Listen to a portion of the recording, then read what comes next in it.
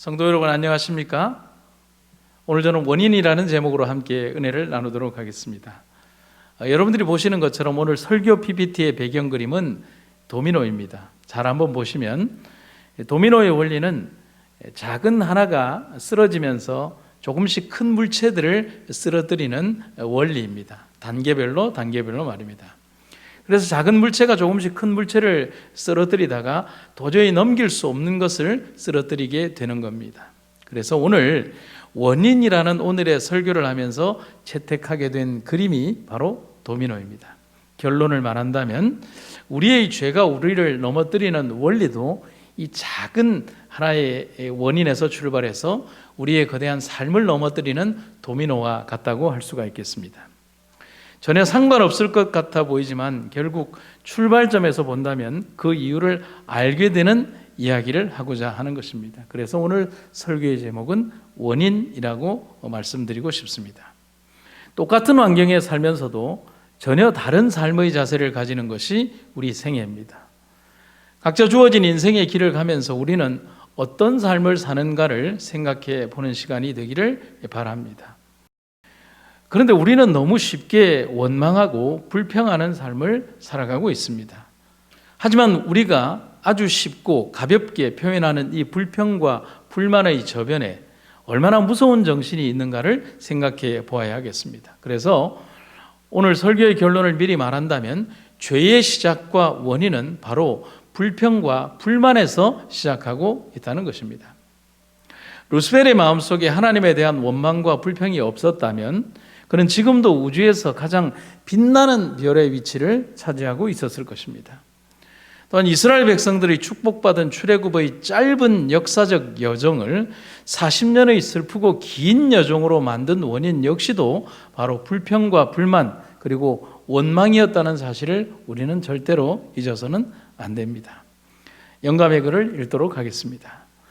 불평과 불만을 터뜨리는 사람들 모두에게 말하노니 그런 사람은 사단이 하늘에서 시작한 바로 그 일을 수행하고 있다는 것을 기억해야 한다.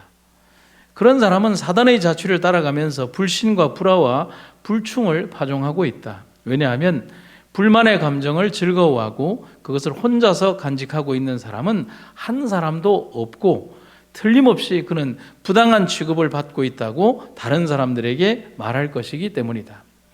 이렇게 해서 그들은 불평과 불만을 터뜨린다. 이것이 통렬한 증오심을 분출시키는 뿌리이며 이로 인해 수많은 사람이 더럽힘을 받는다.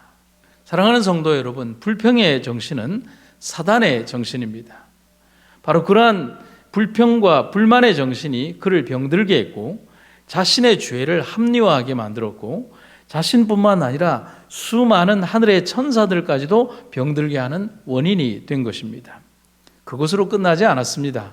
그들은 반역했고 하늘을 향해 대적하며 지구 역사 6,000년의 세월을 고통 가운데 빠지게 했습니다. 그리고 창조주의 죽음과 희생이라는 절대로 되돌리지 못할 결과까지도 그 죄가 만들어낸 겁니다.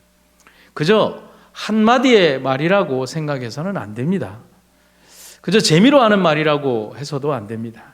불평이라는 이 말은 이 정도는 이라고 말해서도 안 됩니다.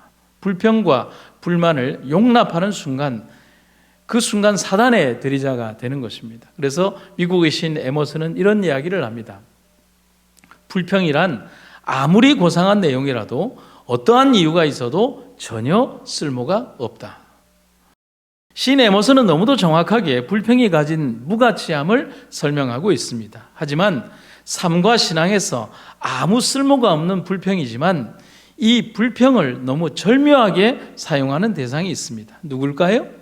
네, 사단입니다. 사단은 우리의 일상과 언어, 우리의 교제와 삶에서 너무도 밀접하게 그리고 아주 절묘하게 그 불평을 이용하고 있다는 겁니다. 영감의 기별입니다. 사랑하는 친구들이여, 나는 그대들이 한 가족으로서 많은 쓸데없는 불행을 경험하고 있는 것을 보았다. 하나님께서는 그대들이 불행해지도록 의도하지 않으셨다. 그러나 그대들은 마음을 예수님에게서 돌이켜 그대들 자신에 너무도 지나치게 집중시켰다. 그대들의 가정에 있는 큰 죄는 하나님의 섭리에 관하여 쓸데없이 불평하는 일이다. 이 점에 있어서의 그대들의 한거는 참으로 놀라울 정도다. 그대들은 작은 어려움들을 확대시키고 용기를 좌절시키는 말을 너무 많이 해왔다. 그대들은 그대들 주위에 있는 모든 것을 탄식으로 장식하는 습관을 가지고 있으며 그대들 스스로를 이유 없이 불행하게 만들었다. 그대들의 끊임없는 불평은 그대들을 하나님에게서 분리시키고 있다. 이렇듯 불평이 보여주는 다양한 모습을 우리는 보게 됩니다. 지나치게 자신에게 집중함, 섭리에 관해서 불평함, 작은 어려움들을 확대함, 좌절시키는 말을 자주 함, 주변의 모든 상황을 탄식하는 습관을 가짐, 그리고 아무런 이유 없이 스스로를 불행으로 끌고 감. 그런데 이러한 모든 것들의 결론은 뭘까요? 네, 하나님과의 분리라는 말을 쓰고 있습니다. 곧 불평은 우리들을 하나님에게서 분리시키는 것이라고 증언하고 있는 겁니다. 얼마나 무서운 경고일까요? 그래서 오늘 불평에 대한 몇 가지를 생각해보고 우리의 삶이 그런 삶과 생애에 젖어들지 않기를 바라는 마음으로 말씀을 전하고자 합니다. 첫 번째, 교만과 불평은 형제다라는 사실입니다. 이 노란색 글씨를 좀 주목하고 기억해 보시기를 바랍니다. 너 아침의 아들 계명성이여 어찌 그리 하늘에서 떨어졌으며 너 열국을 엎은 자여 어찌 그리 땅에 지켰는고 네가 내 마음에 이르기를 내가 하늘에 올라 하나님의 뭇별 위에 나의 보좌를 높이리라. 내가 북극 지폐의 산 위에 좌정하리라. 가장 높은 구름에 올라 지극히 높은 자와 비기리라 하도다. 누구보다도 존귀한 피조물이었던 루스벨은 우주의 오랜 시간 속에서 자신의 마음속에 파고드는 교만한 마음을 인지하지 못했습니다.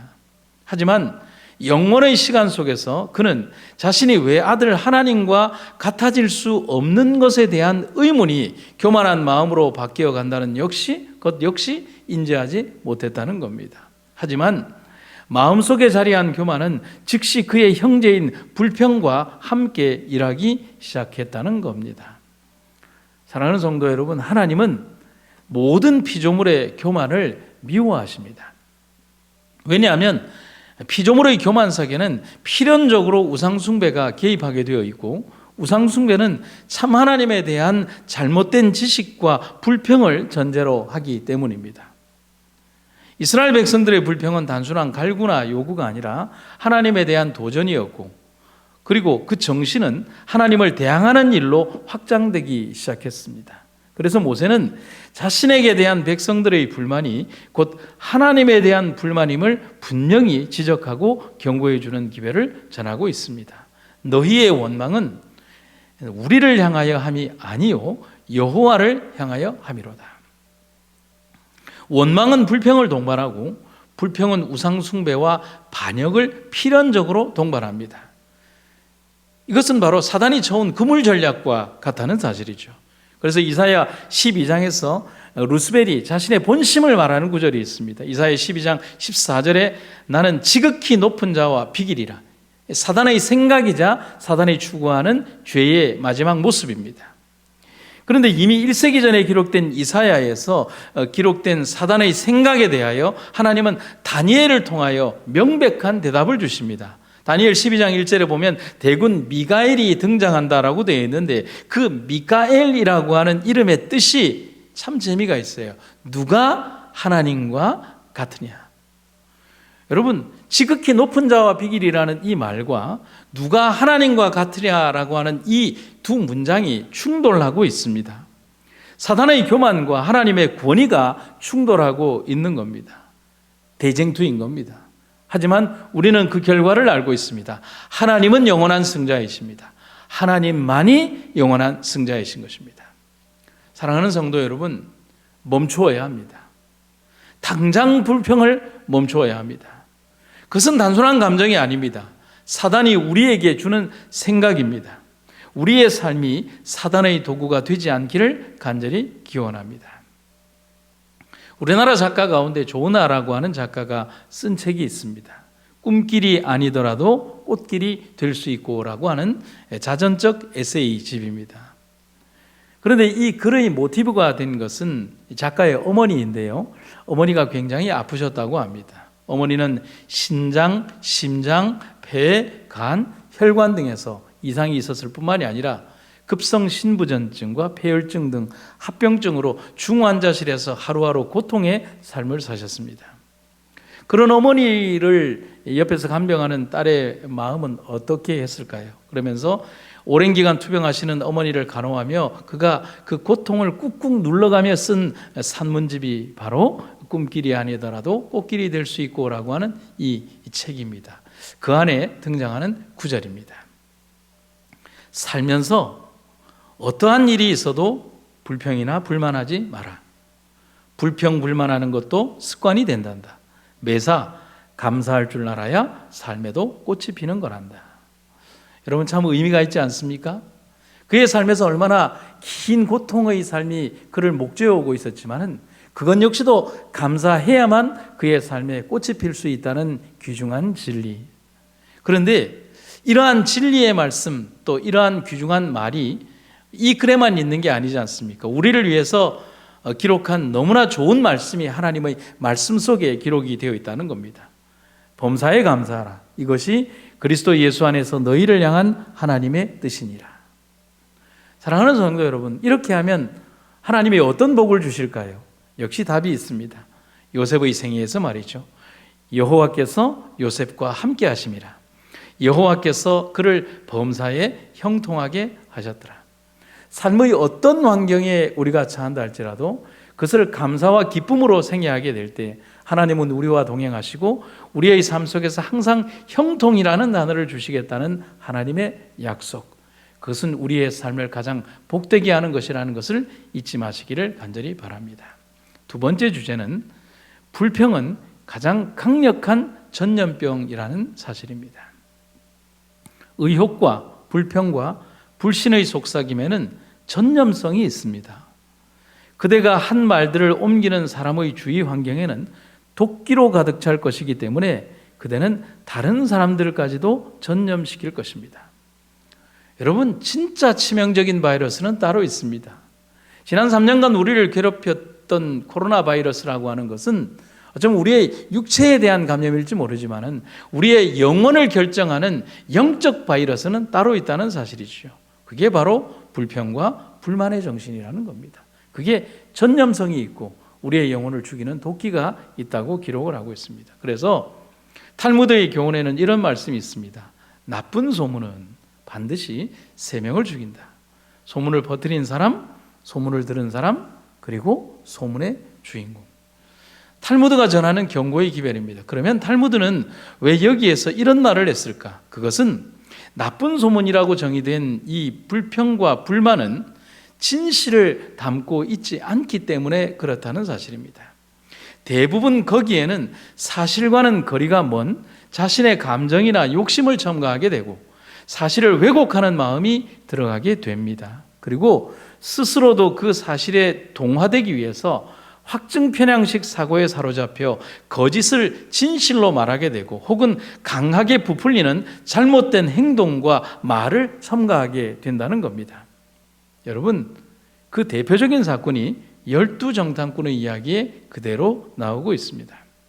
가나안 정복을 위해서 12명의 정탐꾼들이 파견됩니다. 그리고 그 12명의 정탐꾼들은 따로따로 보내어진 것이 아니라 가나안 땅 곳곳을 돌아다니면서 동일한 장소를 12명이 함께 보고 오게 되었습니다. 그리고 그들의 보고에 담긴 진실은 이랬습니다. 민수기 13장에요. 그들은 에스골 골짜기로 들어가 그곳에서 포도 한 상이가 달린 가지를 베어 두 사람이 그것을 막대기에 꿰어 어깨에 메었다. 그들은 또 석류와 무화과도 땄다. 그들은 따가지고 온 포도송이와 과일을 보여주었다. 그들은 모세에게 이렇게 말했다. 우리가 가나안 땅을 두루 살펴보았는데 정말 그 땅은 젖과 꿀이 흐르는 땅이었습니다. 이것이 그곳에서 따온 과일입니다. 여러분, 포도 한 송이가 얼마나 컸기에 장정 두 사람이 그것을 메어와야 했을까요? 포도나무를 뽑아왔다는 것이 아니라 포도송이를 메어왔다고 했습니다. 그만큼 그곳은 비옥한 땅이었습니다. 얼마나 희망찬 기별입니까? 얼마나 복된 기별이고 얼마나 하나님의 약속이 담겨있는 기별입니까? 그런데 그 뒤에 이어지는 다른 정탐꾼의 보고에는 전혀 다른 감정이 배어든 암울한 보고가 이어지게 됩니다. 그곳에 이미 살고 있는 아낙 자손은 엄청 강하고 요새는 든든하고 남쪽에는 아말렉 사람이 버티고 있다는 겁니다. 그래서 두렵다는 겁니다. 그래서 우리가 들어갈 수 없다는 것입니다.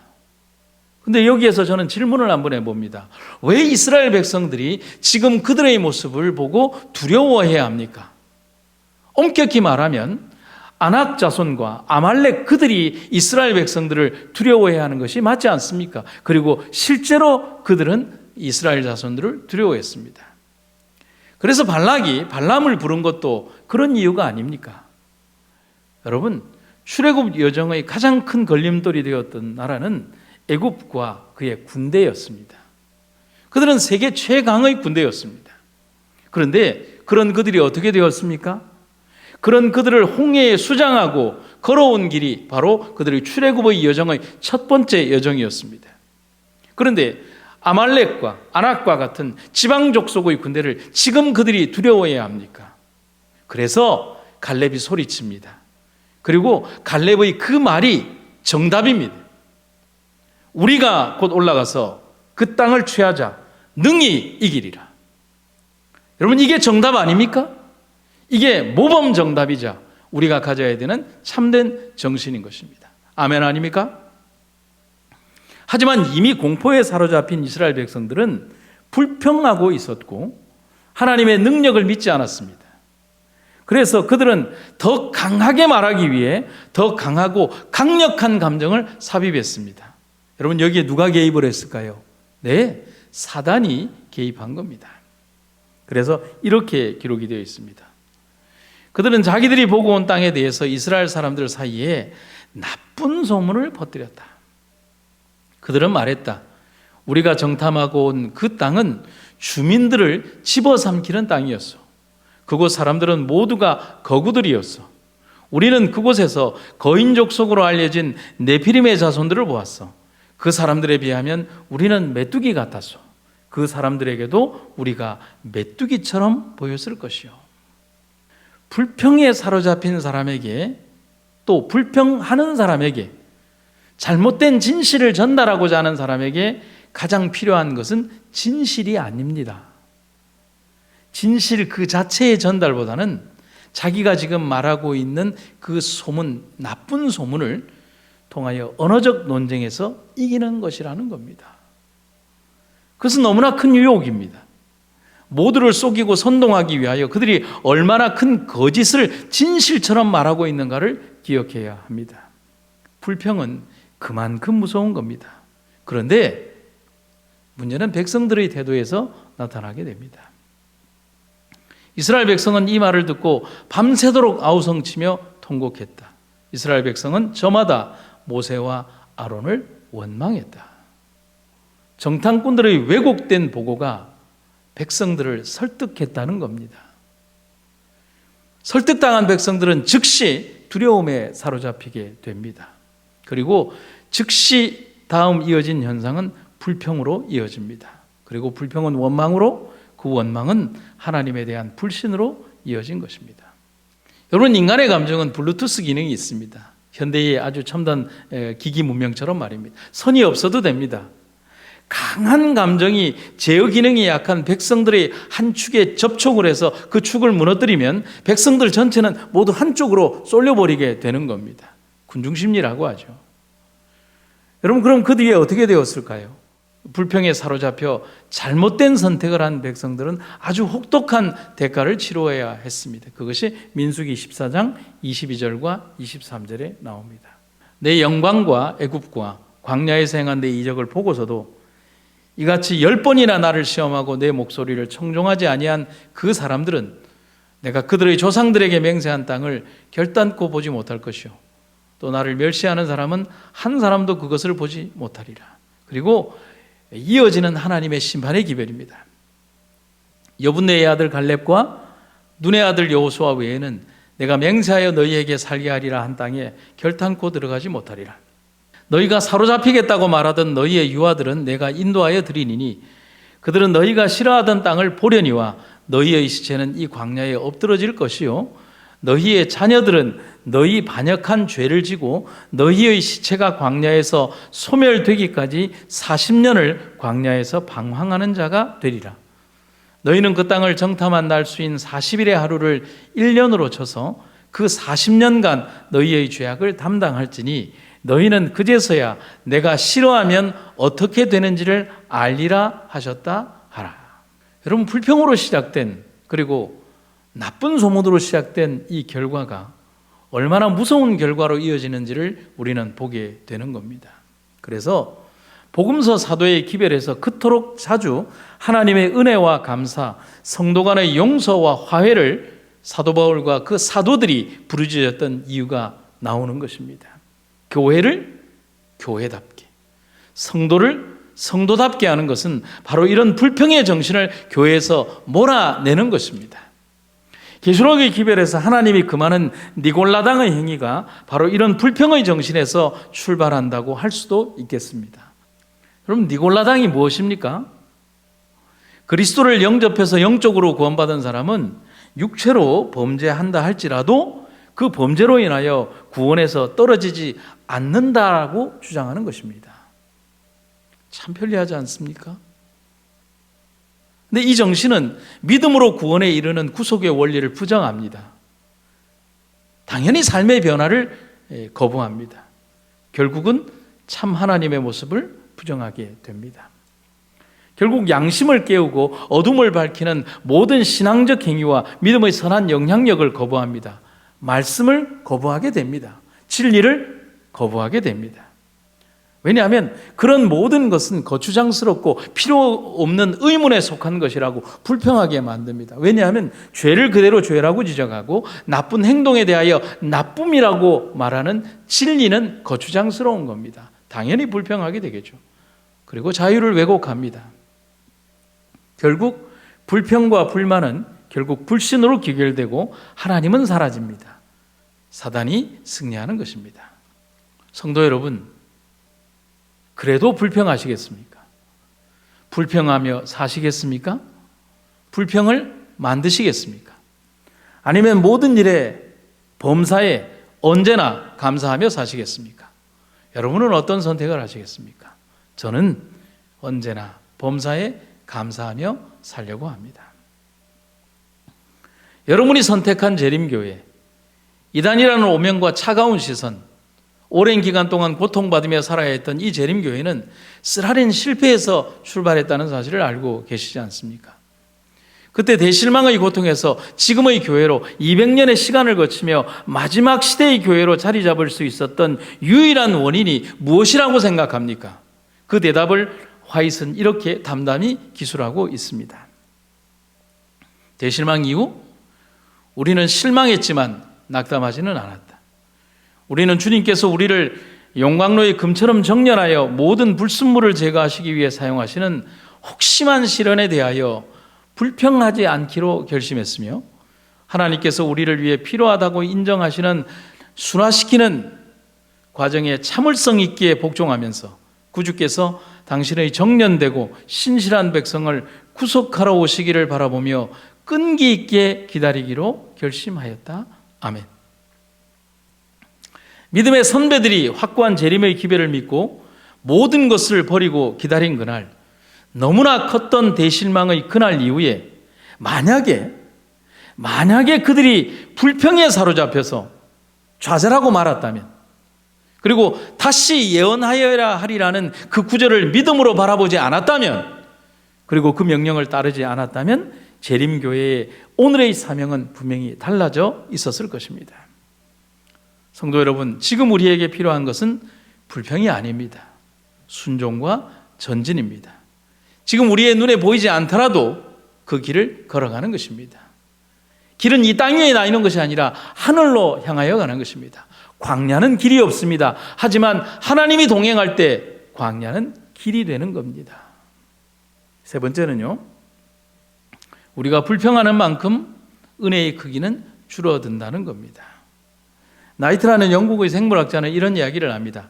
불평과 불만의 한마디 한마디는 당신 집안의 무덤을 한 삽씩 한 삽씩 스스로 파들어가는 것이다. 여러분, 무섭고 정확한 구절입니다.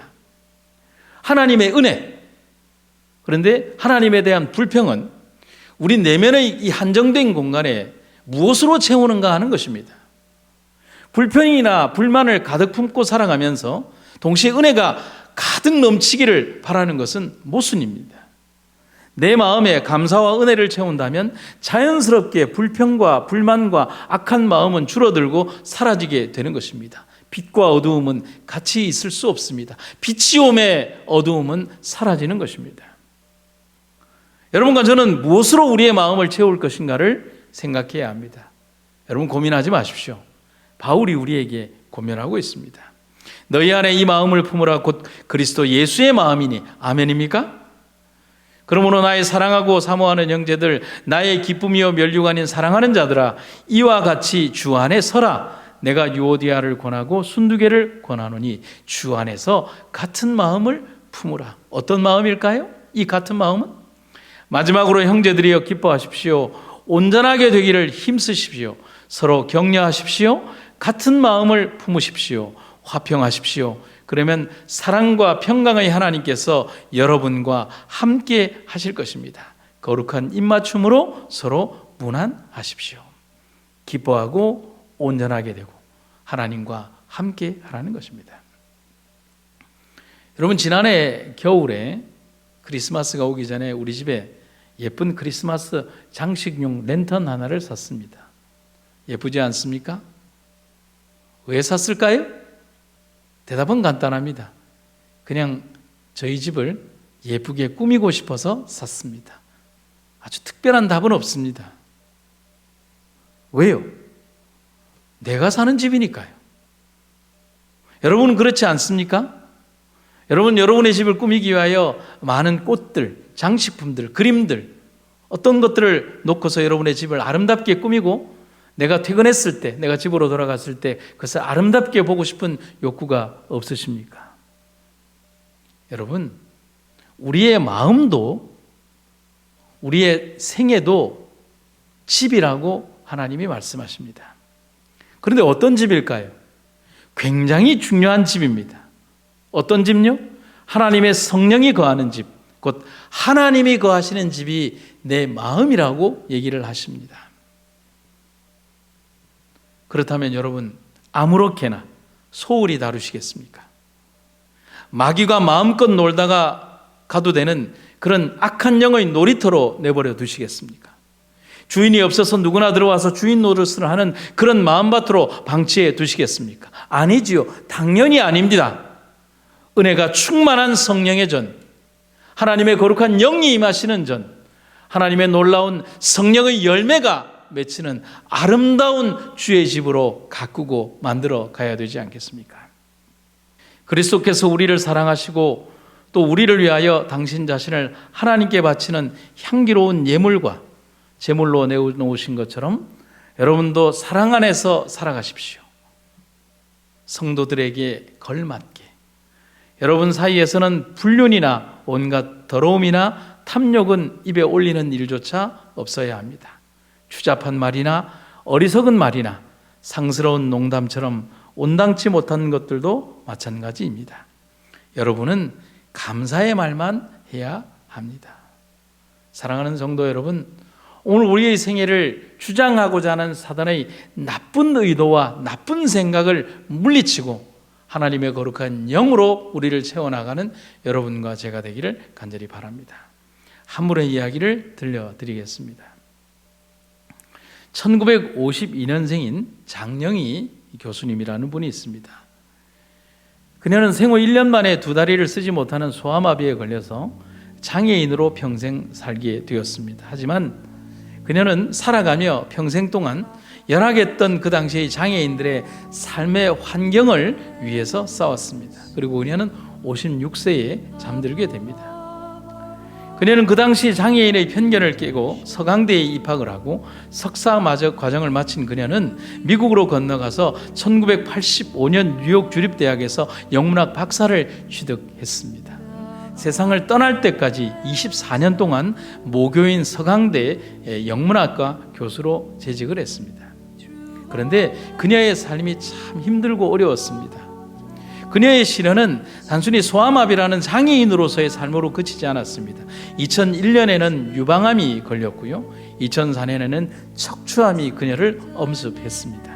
하지만 굳은 의지와 믿음으로 이것을 모두 이겨낸 그녀는 하지만 2008년에 다시 찾아온 간암은 끝내 극복하지 못하고 2009년 5월에 결국 생을 마감하게 됩니다.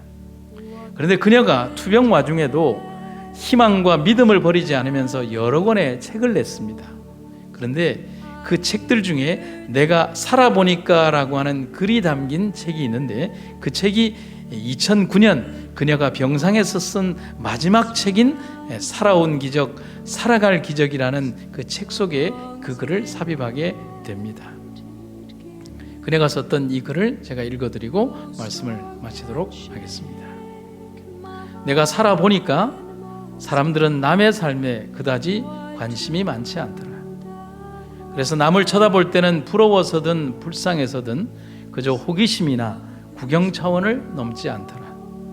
내가 살아보니까 정말이지 명품 핸드백을 들고 다니든 비닐봉지를 들고 다니든 중요한 것은 그 내용물이더라.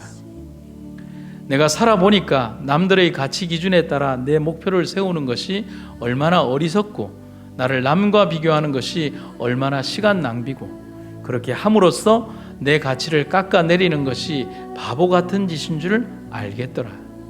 내가 살아보니까 결국 중요한 것은 껍데기가 아니고 알맹이더라. 겉모습이 아니라 마음이더라. 예쁘고 잘생긴 사람은 TV에서 보거나 거리에서 구경하면 되고 내 실속 차리는 것이 더 중요하더라. 재미있게 공부해서 실력 쌓고 진지하게 놀아서 경험을 쌓고 진정으로 남을 위해 덕을 쌓는 것이 결국 내 실속이더라. 내가 살아보니까 내가 주는 친절과 사랑은 미치는 적이 없더라. 소중한 사람을 만나는 것은 1시간이 걸리고 그를 사랑하게 되는 것은 하루가 걸리지만 그를 잊어버리는 것은 평생이 걸린다는 말이더라. 내가 살아보니까 남의 마음속에 좋은 추억으로 남는 것만큼 보장된 투자는 없더라. 우리 나이면 웬만큼은 살아본 거지? 이제 우리 나이면 무엇이 소중하고 무엇이 허망함인지 구분할 줄 아는 나이. 진실로 소중한 게 무엇인지 마음 깊이 깨달아지는 나이. 남은 시간 동안 서로 보듬어 안아주고 마음 깊이 위로하며 공감하고 더불어 같이 지낼 수 있는 인간의 소중함을 깨우쳐 알아지는 나이더라. 참 힘들고 어려웠던 삶을 살아왔던 그녀에게 불평과 불만은 보이지 않습니다. 삶의 한 구획마다 스며있는 그녀의 감사와 삶에 대한 애착과 다른 사람들에 대한 진실의 마음이 그녀의 삶을 채우고 있는 것입니다. 독실한 가톨릭 신자인 그녀가 이렇게 마지막 말을 남깁니다. 하나님은 다시 일어서는 법을 가르치기 위해 넘어뜨린다고 나는 믿는다. 그녀의 삶 어디에도 불평은 없습니다. 편견에 대한 극복과 감사만이 있습니다. 오늘 행복된 삶을 살아간다고 말씀하시는 여러분과 저, 우리 역시도 우리의 삶을 꼴지우는 가장 아름다운 말과 생애로 우리의 삶을 이끌어 나가기를 간절히 바랍니다. 감사합니다. 사랑과 은혜가 충만하신 아버지 하나님, 오늘 우리의 입술을 주장하시고 우리의 생애 속에서 오직 주님에 대한 감사와 기쁨의 말만을 전하는 우리가 되게 하여 주시옵소서. 불평과 불만의 정신을 우리 속에 주입하려는 사단의 그 절묘한 계교를 우리가 잊어버리고 또 이기고 승리하게 하여 주시옵소서. 오늘 우리의 생애 속에서 전하는 아름다운 말들이 우리의 생애 전체를 꼴지우기를 간절히 원하며 주여 우리를 주장하시고 우리를 이끌어 주시옵소서. 예수님의 이름으로 기도드립니다. 아멘.